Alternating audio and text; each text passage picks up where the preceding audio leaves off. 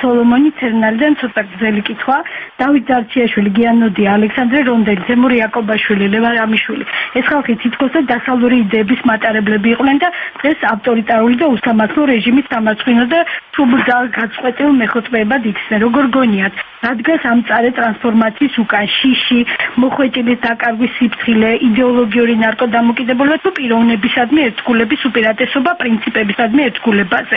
არ გეჩვენებათ, რომ რაც უფრო გრძელდება ასეთი ინტელექტუალების ზეობა, მით უფრო მოსალოდნელი იქნება, რომ ამ ქვეყანაში უპრინციპო და უსინდისო მედროების სტამპირება უკვე არა ზემოდან, არამედ ქვემოდანაც გამანქურთებული საზოგადოების სურვილითაც მოხდება.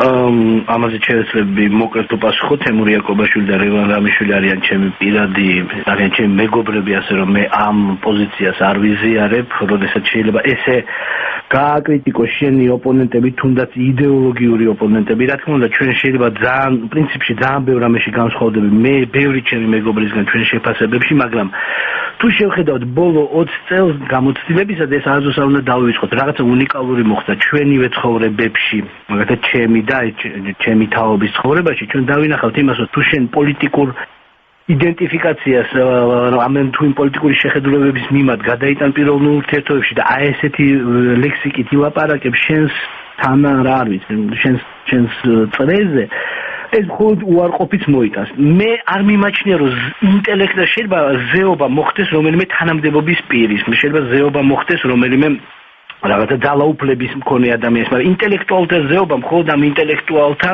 გონებრივი შესაძლებლობით არის შესაძლებელი. ასე რომ თუ რომელიმე თქვენ რამე ანგარებიან ინტერესებს არ უკავშირებთ? არა, აქ ლაპარაკია ზეობაზე. ზეობაში სწორედ ეს იგულისხმება. მე არ ვფიქრობ, რომ მე მაქვს უნარი, ან საერთოდ რადიო ფორმატს აქვს უნარი რამე ილაპარაკოს ანგარებაზე, ან ესეთ ადამიანურ ტენდენციებზე, ეს გავარჩიოთ სხვა ადამიანებში და დავყოთ ანგარებიანი ადამიანები დაუშვათ ხელისუფლების მხარეს და უანგარო ადამიანები ოპოზიციის მხარეს. მე ესე არ მიმაჩნია, რომ ანგარებაც ბევრი სახის არის ანგარება ფულის და არის ანგარება მაგალითად სახელის მოხვეჭის და პოპულარობის, ხო და ამას მე ახლა ვერ გავარჩევ ვერაფრის დიდებით. ერთი მარტივად ვამბობ, რომ ესე მე ადამიანებს არ ვახასიათებ, განსაკუთრებით თემური იაკობაშვილს და ლევან რამიშვილს, რომელიც ჩემი პირადი მეგობრები არიან, პირადი მეგობრები არ არის, მაგრამ მეგობრები არიან. თორემ ეს მეგობრები რო არიან, იმიტომ რომ მიგაჩვენა ჩამონათვალში. არა, არ მიმაჩნია, რომ ეს იყოს სწორი შეფასება, ესე ადამიანების კლიშირება იყოს სწორი მიდგომა საზოგადოებრივი პოლიტიკური აქტივობების მიმართ. თუ ამ ადამიანებს მართლა რაღაცა არ აქვს ჩადენილი, ადამიანი არ ყავთ მოკლული და რაღაც იმაში ნახა. ლევან რამიშვილის შეხედულებები შეიძლება სადაო იყოს, მაგრამ შუბ გაწყვეტილი, ძაღლ გაწყვეტილი დაუძახო, მე ეს არასწორი ვერბალური კონტექსტი მიმაჩნია.